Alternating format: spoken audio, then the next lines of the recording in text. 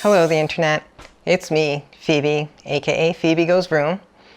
So this is a video about Kiki, my 1973 MGB-GT, and everything that I've accomplished on it in the past year.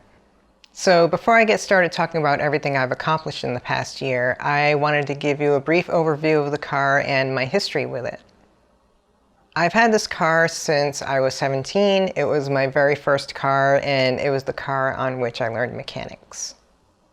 It had to be taken off the road after I'd been driving it for only about 4 years because it had some very serious structural rust that made it unsafe to drive.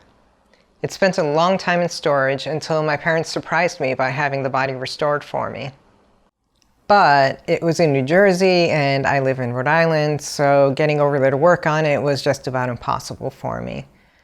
My dad had a local British car mechanic do what was needed to get the car in a running and driving state, and finally it came home to me on August 22nd, 2020, right during the height of the pandemic.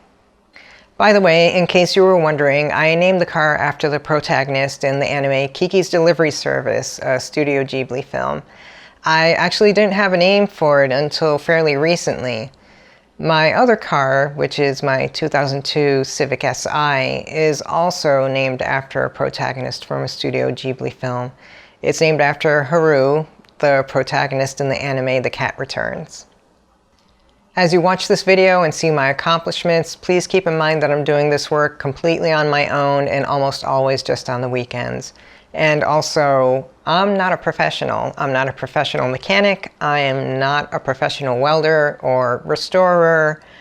I am not a professional mechanic on cars or motorcycles. I already said that, but it's a hobby. It's a hobby that I'm good at.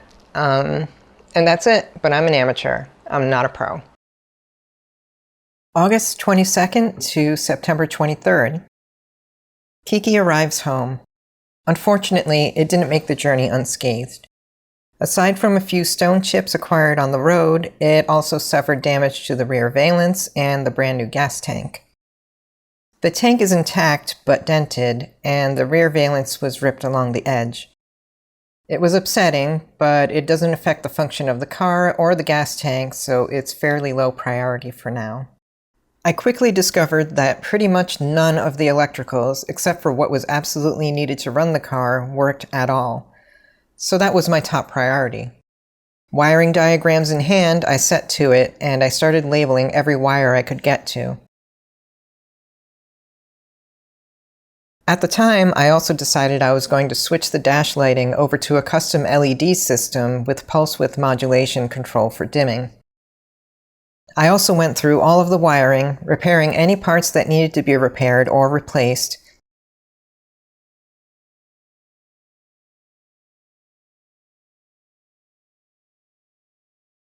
And I also started adding extra grounds to the lighting. This improves the light output quite a bit, even with LED lights.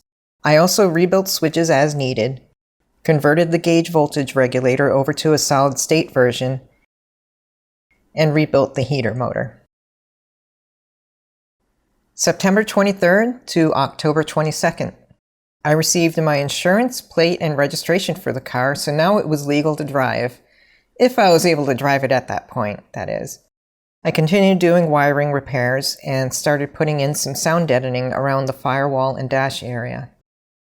Unfortunately, it was around the beginning of October when I realized that all was not okay with Kiki's restoration. I discovered this pretty much by accident when I was removing whatever thick, waxy coating the restorer put on the top side of the floors so I could put down the sound deadening, since that wouldn't stick to it. Mind you, the damage was just about impossible to see because of this coating, and also because of the very heavy layer of undercoating he had sprayed on the underside of the car. He also used a lot of seam sealer to cleverly hide very shoddy work. Needless to say, I was pissed. I assumed the car had had all of the parts installed that needed to be replaced. I even already had all the parts needed to do the repairs properly, and they were with the car and given to the restorer to use.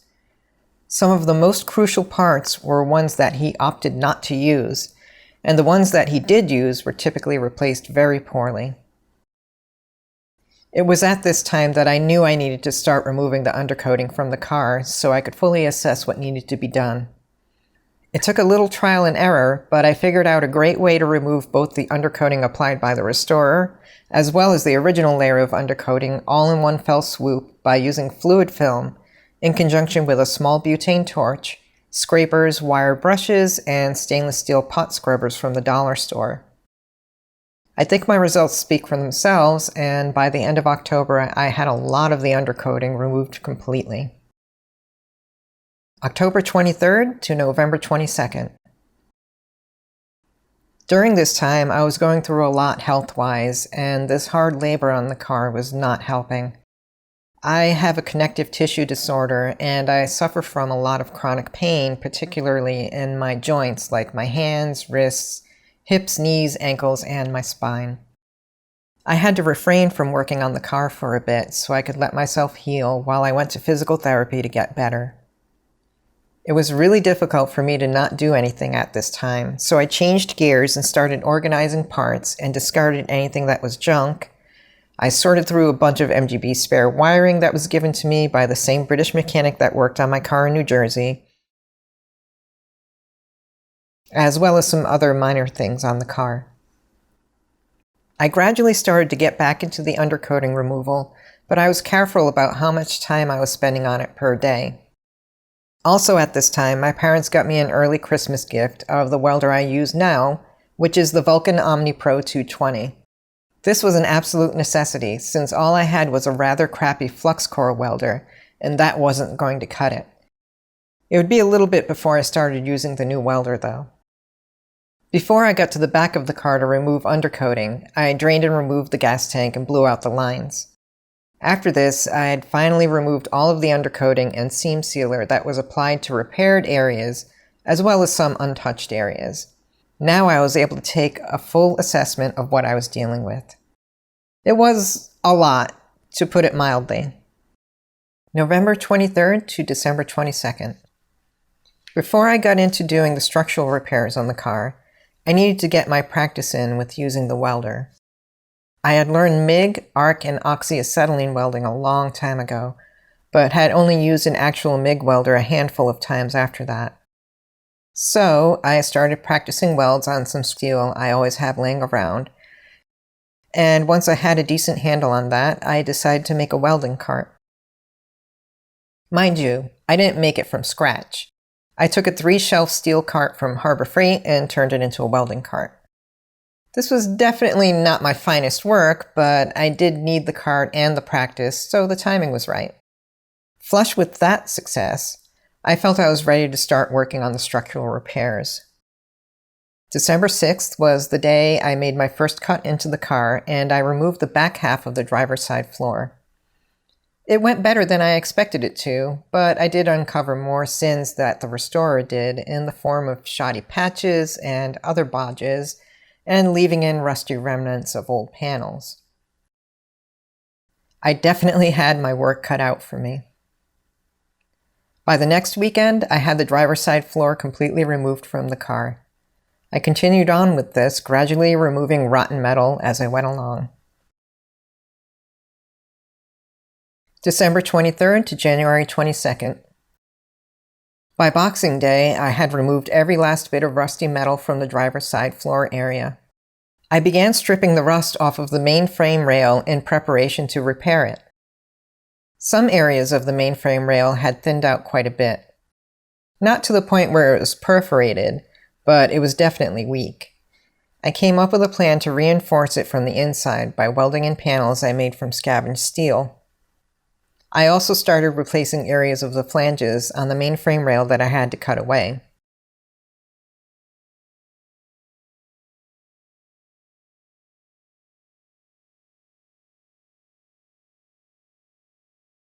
Towards the end of December, I had made a cardboard pattern to replace the heel board extension, and I made a panel for it by hand out of scavenged 16-gauge steel. I also started seam welding areas I could reach that didn't need repairs. I plan on seam welding as much of the car as I possibly can, as well as putting in some additional reinforcements as I feel they're needed. It was around this time where I knew I would be replacing quite a bit of the inner rocker panel, and I would most likely have to remove the new castle section that the restorer had installed, since it was installed incorrectly and over rusty panel remnants. I'm sure you can see a pattern here by now. I removed the driver's side front fenders so I could access that area, remove the undercoating, and see what needed to be repaired in there. Thankfully, it didn't need a ton of work, but it did need some attention once I had it stripped.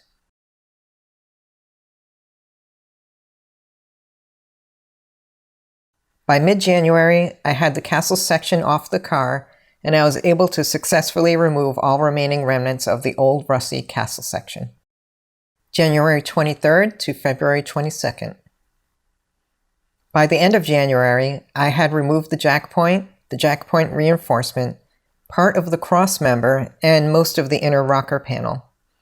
With all those parts removed, I opted to support the car with some 4x4 timber in that area to keep it from sagging too much. As my terrible luck would have it, I also slipped and fell hard on ice at this time. I re-injured my left wrist, which I had broken 2 years prior, on another ice slip and fall. Obviously, this forced me to really limit how much I could do on the car until I was healed. Still, I did get work done in spite of that. Right before the start of the next month, I had the replacement inner rocker panel all fitted up and ready to weld. A week later, it was all welded in, along with another repair panel I made to fit on the back part, as well as a couple of fish plates I made for the side and top of the inner rocker panel.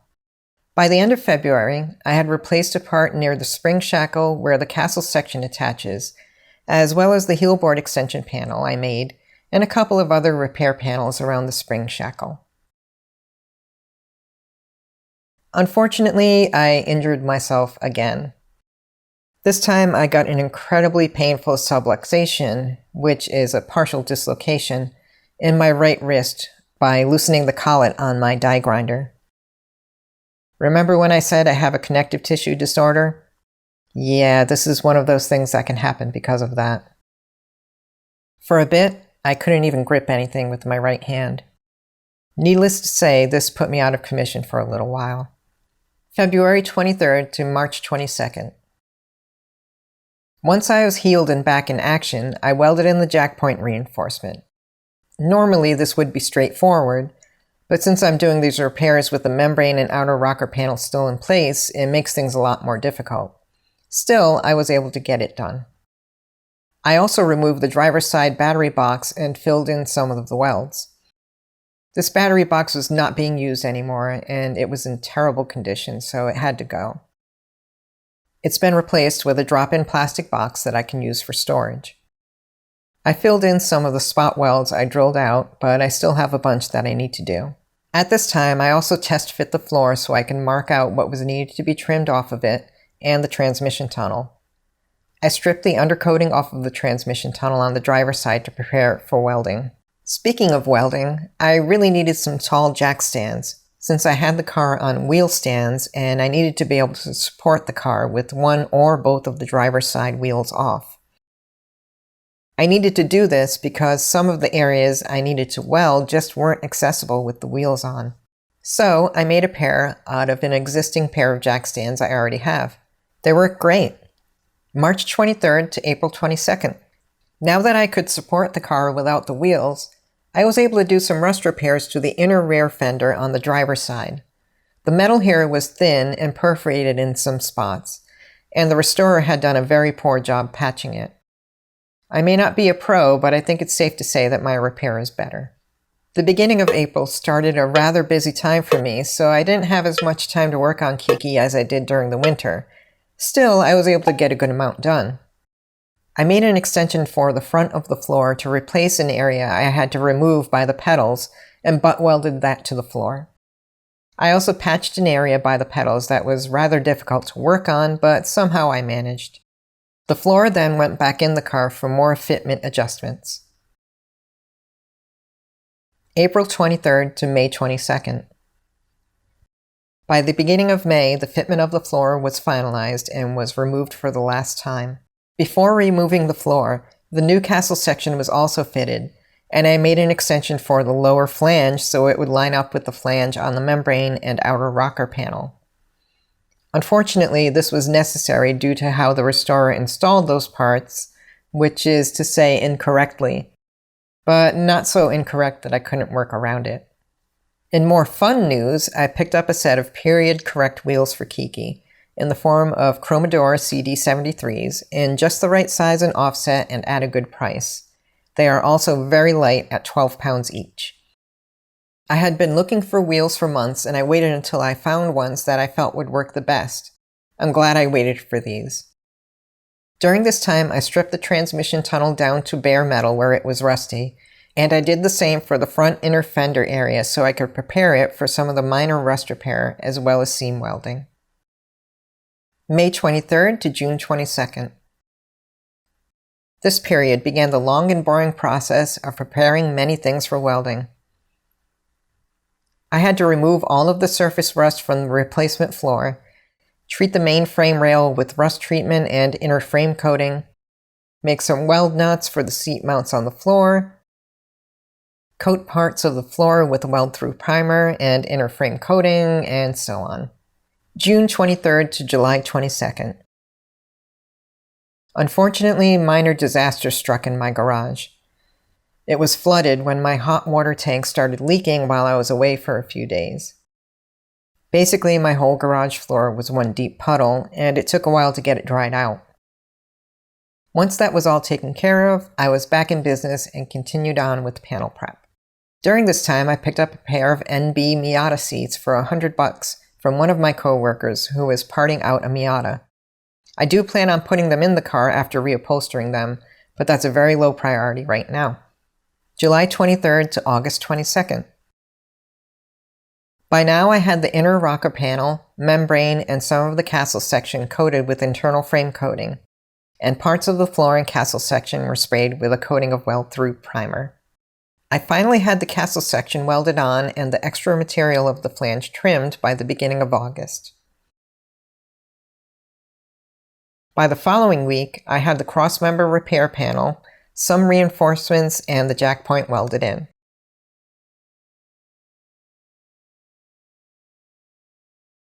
A week later, that was coated with internal frame coating, and all areas that would be mating together to be welded were now coated with weld-through primer. On the 1-year anniversary of Kiki returning home on August 22nd, I screwed the driver's side floor back in place for the final time. I wish I could have said that the floor was welded in and I was finished by then, but I didn't quite make it in time. It doesn't matter. There's really no deadline for this, and I'm doing the best I can anyway. Now I've given you the update on everything that I've accomplished over the past year. Let's head on over to the garage and I can show you where things stand with the structural repairs.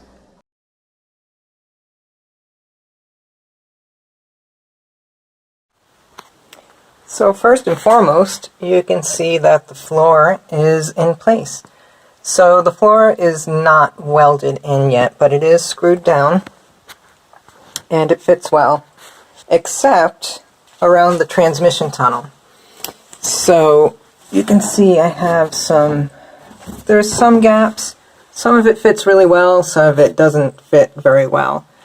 So it fit well before, and I cut it, and I cut it pretty accurately. But I think what happened was when I went to fit the weld-in nuts, these two front ones, for the seat, I think because I was flexing the floor so much, trying to handle it all myself, that the floor probably got a little misshapen. So I'm going to be like gently trying to coax it back into shape, using blocks of wood and a jack, and I should be able to get these gaps to close up just fine. So I'm not super worried about that.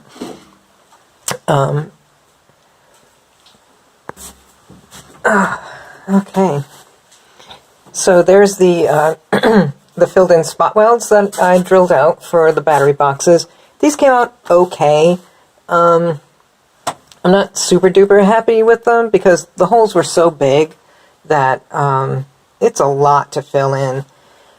I'm half tempted to just cut it out and put strips in, you know, butt weld strips in. I may still do that. That's probably what I'm going to do for the other side. And I definitely have to do that over here, because you can see that is a huge hole. So I'm probably just going to cut out a couple of circles or squares and butt weld them in there.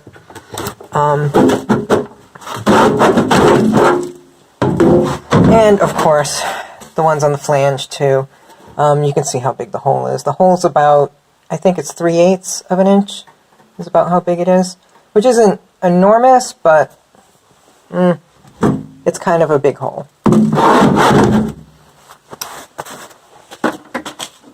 Okay. So this this inner part of the fender, I guess you could call it, this is all still completely stripped. I did put some rust treatment on it, but it's still flash rusted in some places, which is okay. It's not a big deal for me to clean that up. Yeah, you can really see it over here. You can totally see how brown it is and stuff. So yeah, what I have left to do in here is that I need to do some seam welding. So along here and along here, basically you can see. So I'm basing this my chassis reinforcements on what was done on the works cars. And I'm doing some things a little bit differently too. So like this part right here, where the inner fender panel, or the inner wing panel they call it, that bolts on here. So people will put a steel box section on here and weld it in place. I think that's a little bit overkill. So what I'm thinking about doing is probably just welding two strips together in a 90-degree and then just welding it on here to make a box section. I don't think it needs to be, you know, square tubing bolted on there. I think that's a little bit excessive, even for me. So let's take a look underneath the car. See what we can see.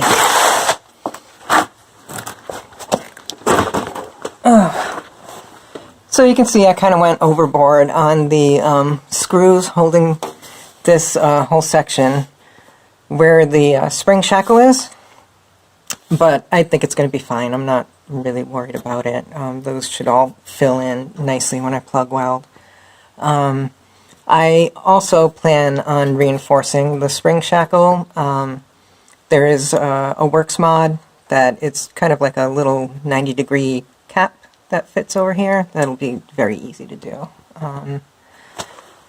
And as you can see, it's all fitting up really well.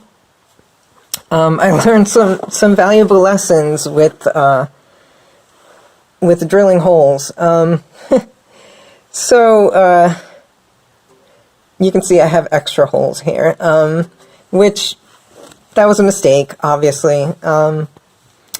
So next time, I know, drill from the flange side and not from the floor, and don't drill in advance because it's probably going to change. So that's not a big deal for me to fix. I'm going to stitch weld this anyway, and that's just going to get plugged right up, so I'm not worried about it. And here's the jack point, as I've shown you recently. This is all fit together really well. It's on there quite solidly.